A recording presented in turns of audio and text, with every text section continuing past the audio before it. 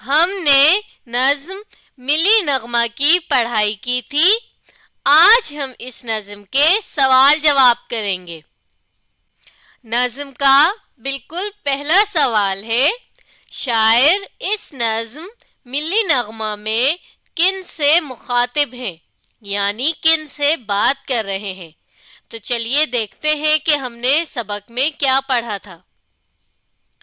تو نظم کا بالکل پہلا شعر ہے، یہ وطن تمہارا ہے تم ہو پاسباں اس کے، یہ چمن تمہارا ہے تم ہو نغمہ خواں اس کے۔ تو اس شعر سے بھی ہمیں یہ پتہ چل رہا ہے کہ یہاں پر شاعر ملک کے نوجوانوں سے بات کر رہے ہیں، کیونکہ بزرگوں نے تو اپنی زندگی گزار دی، اب تو جو نوجوان ہیں وہی اس ملک میں رہ رہے ہیں اور وہی اس ملک کو سنبھالنے والے ہیں۔ پھر آگے بھی ہمیں کچھ اشعار سے اس بات کی وضاحت ملتی ہے، جیسا کہ یہ زمیں مقدس ہے ماں کے پیار کی صورت، اس چمن میں تم سب ہو برگو بار کی صورت۔ تو پھول اور پتے کہا گیا ہے کن کو؟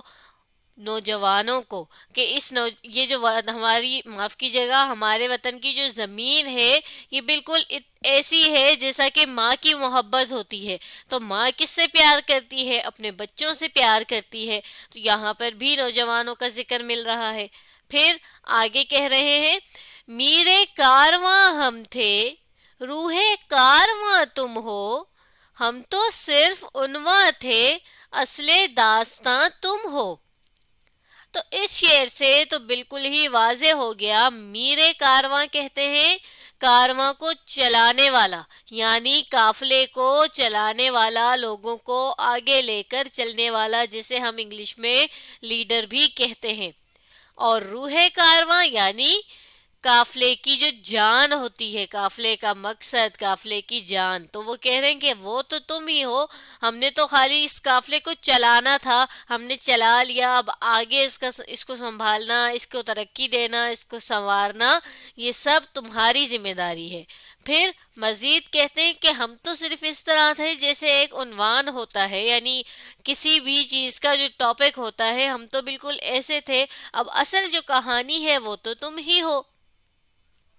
تو ہم اپنے سوال کے جواب میں لکھیں گے، پہلے کچھ حصہ سوال ہی کا لیں گے، جیسا کہ شاعر اس نظم ملی نغمہ میں یہاں تک لکھنے کے بعد ہم آگے لکھیں گے کہ کن کے بعد یہاں سے آگے لکھیں گے وطن کے نوجوانوں سے مخاطب ہیں، اور اس طرح ہمارا جواب مکمل ہو جائے گا۔ اگلا سوال ہے، پرچم کو سر بلند رکھنا سے شاعر کی کیا مراد ہے؟ تو چلیے اس سوال کا جواب بھی ہم نظم میں سے دیکھتے ہیں۔ نظم کا آخری سے پہلے والا شعر ہے، نفرتوں کے دروازے خود پہ بند ہی رکھنا، اس وطن کے پرچم کو سر بلند ہی رکھنا۔ سر بلند کہتے ہیں اونچا رکھنے کو۔ اب وہ یہ تو نہیں کہہ رہے کہ جھنڈے کو ہاتھ میں اٹھا کر اسے اونچا کر دو، بلکہ یہاں پر شاعر کی مراد یہ ہے کہ اپنے وطن کی عزت کو بڑھانا، اس کی عزت میں کمی نہیں آنے دینا، کم نہیں ہونے دینا، اس کو کسی کے آگے جھکنے نہیں دینا، بلکہ جتنا ہو سکے اس کی عزت کو مزید آگے بڑھانا، اونچا کرنا دنیا کے آگے۔ تو ہم لکھیں گے اپنے جواب میں، یہاں پر بھی کچھ حصہ سوال ہی سے لیں گے، جیسا کہ پرچم کو سر بلند رکھنا سے شاعر کی، یہاں تک لکھنے کے بعد ہم آگے لکھیں گے مراد یہ ہے، معاف کیجیے گا، شاعر کی یہ مراد ہے کہ اپنے وطن کی عزت کو بڑھانا۔ تو یوں ہمارا دوسرا جواب بھی مکمل ہو گیا۔ سبق کا تیسرا سوال ہے، اس نظم میں نظم و ضبط کے حوالے سے کیا تاکید کی گئی ہے؟ تاکید کی گئی ہے یعنی بتایا گیا ہے، نظم و ضبط کے حوالے سے ہمیں کیا بتایا گیا ہے؟ تو نظم کے 5ویں شعر میں ہم نے نظم و ضبط کے حوالے سے پڑھا تھا کہ نظم و ضبط کو اپنا میرے کارواں جانو، وقت کے اندھیروں میں اپنا آپ پہچانو۔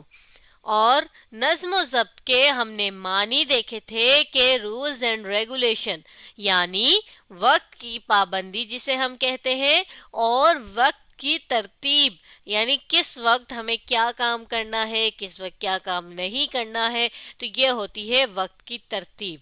تو یہاں پر شاعر نے نوجوانوں سے یہ کہا کہ وقت کی پابندی کو اور اسے صحیح طرح خرچ کرنے ہی کو اپنا رہنما بنا لو۔ جیسے راستے میں روشنی آپ کو جو چیز دکھائے وہ کیا ہے؟ وقت کی پابندی۔ میرے کارواں کا ہم نے مطلب دیکھا تھا رہنما۔ اور جب ہم ایسا کریں گے تو پھر ہمارے اوپر جو بھی وقت ہو اس میں ہم اپنے آپ کو پہچان لیں گے، یعنی ہم جان لیں گے کہ ہم کیا کر سکتے ہیں، ہم میں کتنی طاقت ہے۔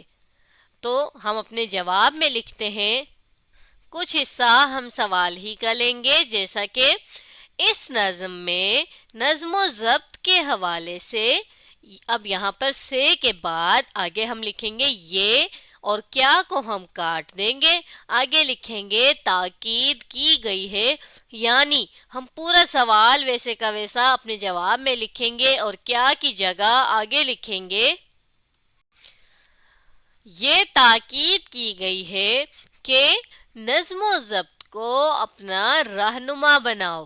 رہنما بناؤ یعنی راہ دکھانے والا، راستہ دکھانے والا بناؤ، کس کو؟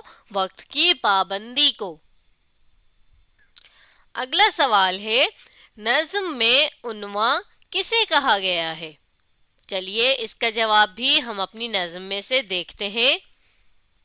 تو دیکھیے یہاں پر شاعر نے کہا تھا، میرے کارواں ہم تھے، روح کارواں تم ہو، ہم تو صرف عنواں تھے، اصل داستاں تم ہو۔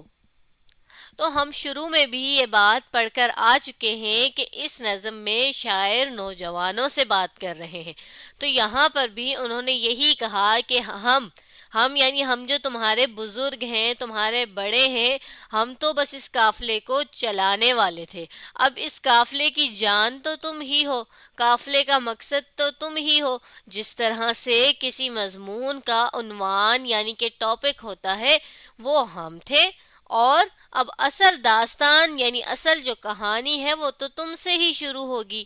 تو ہم اپنے جواب میں یوں لکھیں گے، نظم میں عنواں شاعر نے اس ملک کے بنانے والوں کو کہا ہے، جنہوں نے یہ ملک بڑی قربانیوں سے بنایا اور ہمیں دیا۔ تو وہ کون تھے؟ وہ ہمارے بزرگ تھے، ہم نے یہاں لکھ لیا۔ تو یوں ہماری اس نظم کے چاروں سوالات مکمل ہو گئے۔ اب آپ نے اس ویڈیو کو دوبارہ دیکھنا ہے اور نظم ملی نغمہ کو سمجھنے کی کوشش کرنی ہے۔